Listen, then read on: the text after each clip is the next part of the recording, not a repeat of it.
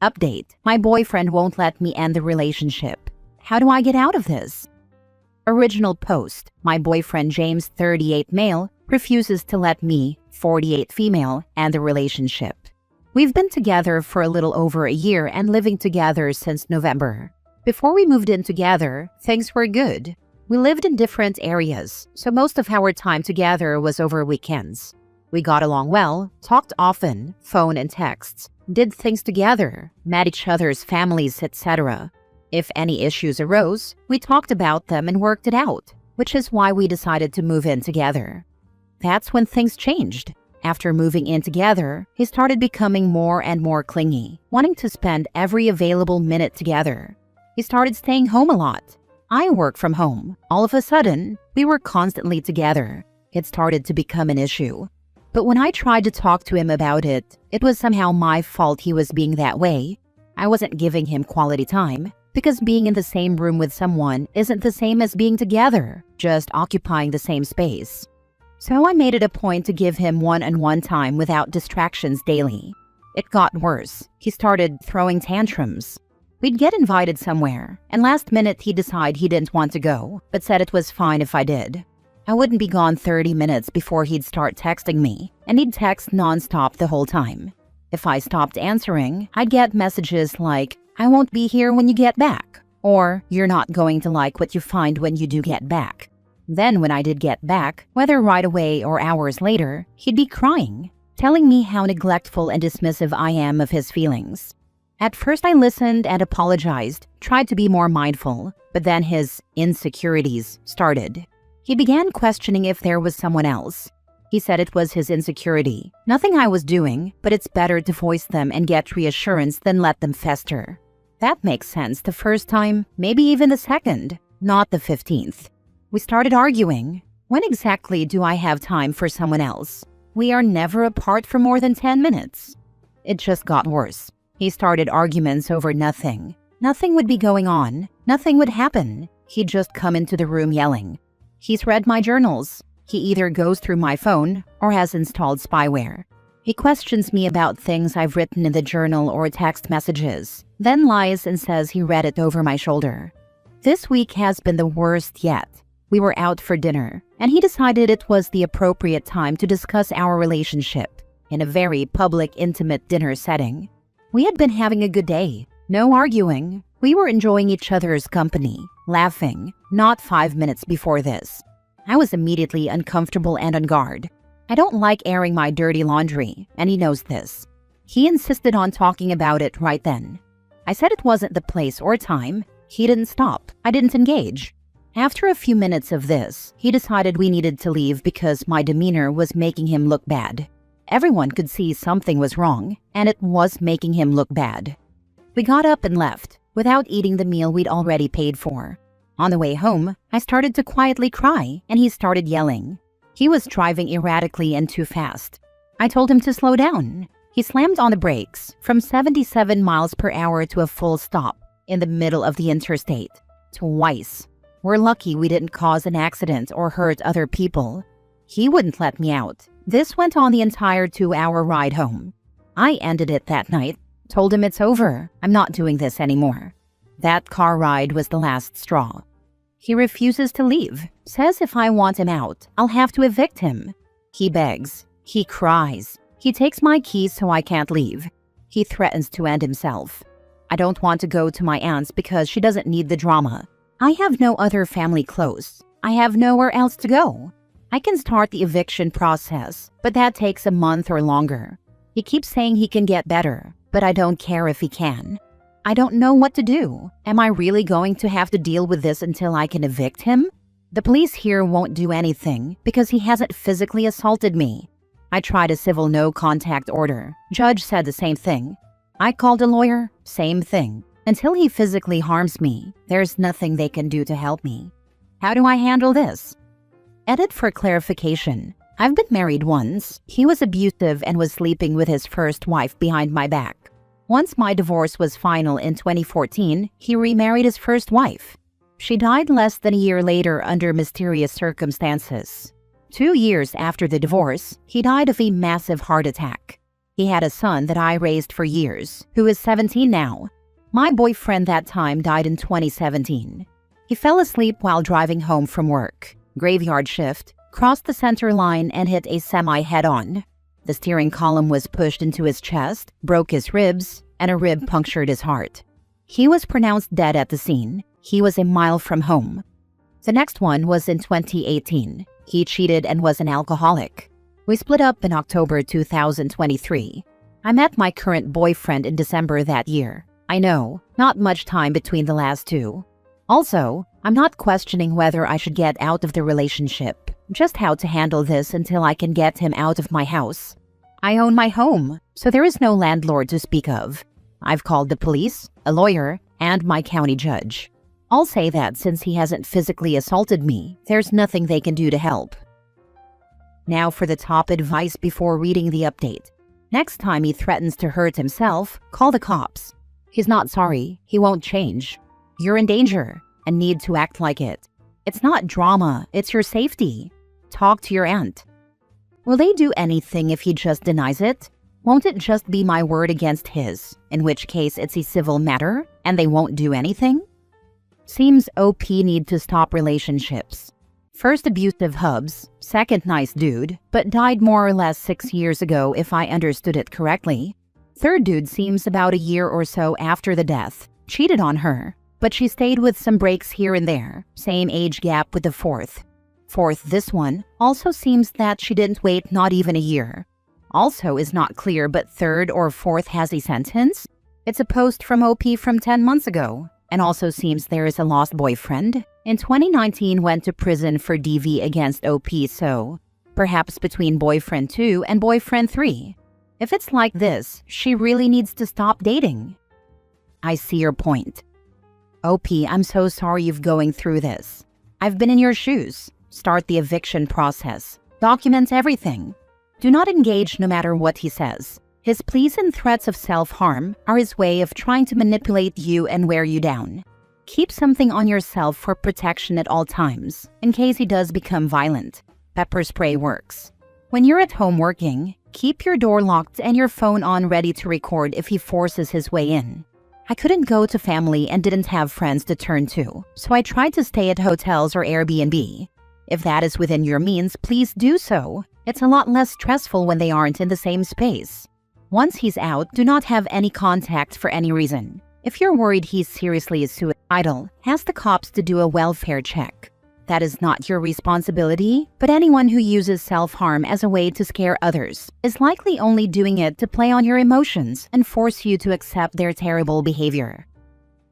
Now for the update. It's been 4 months, and I thought I'd post an update. I took some of the advice and filed for eviction a week after my original post. I switched bedrooms and placed locks on my bedroom and office doors. I tried to stay calm and not engage in arguments.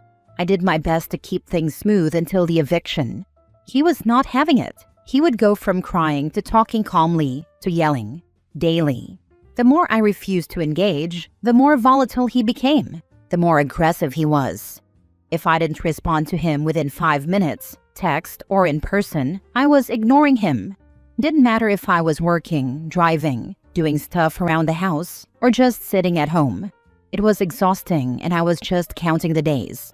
Approximately 1 week before the eviction, he was sending me texts while sitting in the same room as me. I finally told him I was going to answer another message. He sent 3 more long texts. I set my phone down and got up to leave the room. He attacked me before I got to the doorway. He knocked me to the ground, slammed my head and arm against the floor, tried to force himself on me, and then head-butted me. Gave me 2 black eyes.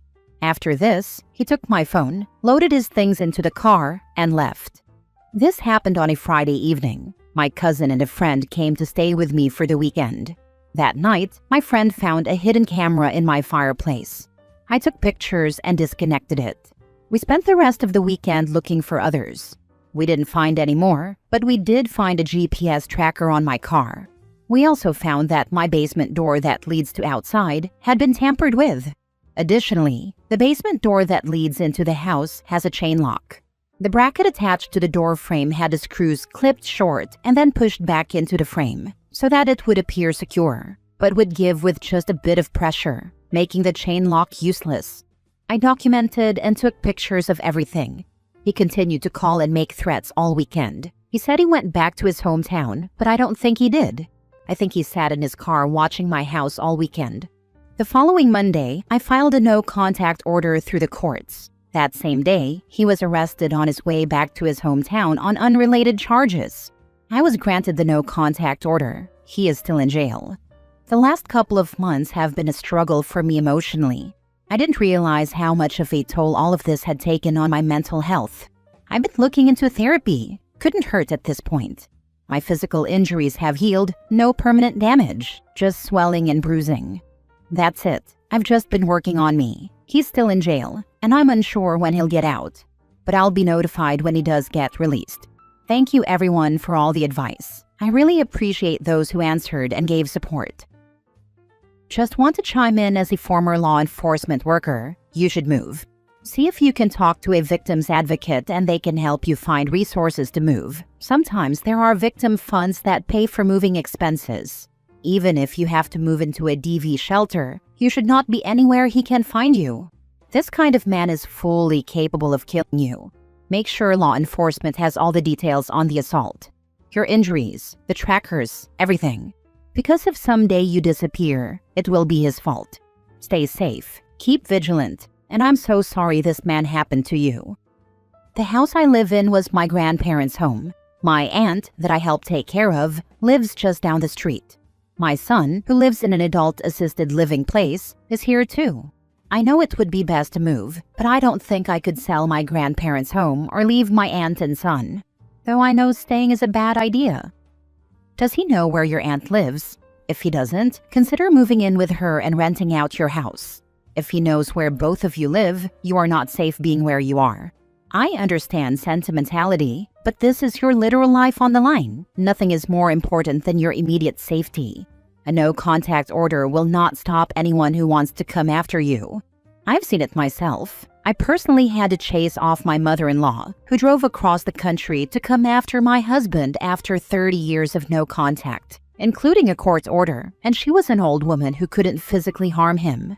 People will stop at nothing to get what they believe they're entitled to, even if that includes your personal safety.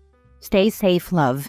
It's easy to dismiss your fear and believe you're safe in a place you've always been safe before, but I've worked on too many homicide cases to count. Do not trust the system. Yep, a piece of paper will not stop a bullet. There are lots of stories where an abuser killed the one the restraining order was supposed to protect. Is your residence worth your life? I understand what you're saying. Really, I do. I honestly don't have the money to move. Relocating is expensive. I just don't have the disposable income to pick up and move. Last story. This might be the straw that makes me pull the plug on this whole relationship. My husband has anger issues. He goes from 0 to 100 at the smallest inconvenience. We don't get into screaming matches. He doesn't hit me, and he doesn't break things, but, for example, if he's trying to walk through a door and one of our dogs gets in the way, he will erupt with something like, "God freaking damn it. Get out of my damn way. I hate how you're always in the goddamn way." Again, he's not physically violent, so it's not like he kicks the dog, which is probably why I've been telling myself things aren't so bad. I'm not going to go into how I've tried to address it, because this is an off-my-chest post and not a relationship advice post. Suffice it to say that, while things have gotten slightly better since my attempts to bring it up, the core problem is still there and he doesn't see it as needing to be addressed. But then yesterday happened. I am writing this because yesterday, when I got our 3-year-old up and was changing her out of her nighttime pull-up, she said to me, "Mommy, are you happy?" I said, "Yes, baby, I am. Do I make you happy?" Now, I have conflicted feelings about this because I don't think anyone makes someone else happy, and no one should feel in charge of making sure someone else is happy, besides a parent to their kids. But that's different. But she's 3, so this philosophical nuance is a little above her, so I just said yes and gave her kisses. Then she said, "I don't make Daddy happy. He's mad all the time." I didn't know what to say. I fumbled around with something like, "You don't have to make anyone happy," and "Of course Daddy loves you," and "Let's go have breakfast." It's just that he insists he's not angry when his tone says otherwise. I've said to him that he seems angry to me, and if I can't tell that he's not angry when he sounds very angry, then our daughter won't be able to tell either. He shrugged me off, insisting that he's not angry, so there's no problem. And now I have proof that she sees it and that it is affecting her, and my beautiful, empathic child doesn't think she makes daddy happy. This breaks my heart. I feel like I know what I have to do, but it's not going to be easy, and I hate it. My poor, sweet little girl. Now for the comments. Really feel for your little one. Definitely doesn't sound like a healthy situation to be in at all. Mental abuse can leave just as many scars as physical. I think you should tell your husband what your 3-year-old said and base your decision on wanting to leave on his reaction. If he continues to brush aside the fact that even his child is noticing his anger issues and isn't upset about it, then there's no point in continuing the relationship. No child should be made to feel like a burden, or they're the specific reason why one of their parents is angry all of the time. Just to add, my father never hit us, and in fact, never really yelled at me. But he did get angry at my brother a lot, and somehow that left massive scars in my brain and caused me to always be afraid I was doing something wrong, or wasn't smart or nice or pretty enough to be worthy of love. So, get your kid out of their OP. If she already has the words for it at 3, then the damage is already there. Abuse doesn't have to be physical. You need to tell him what she said. How he reacts will tell you everything you need to know. A man who loves and cares about his family will take responsibility and commit to change. If he reacts in anger, you know that he has no interest in improving himself, and you need to start thinking about whether or not this is the kind of environment you want your daughter to grow up in. Hint, it's not. He's going to cause her irreversible trauma, but only you can decide to leave him or not. He could also react like, "Oh, I had no idea and I am going to do better," and then not do better.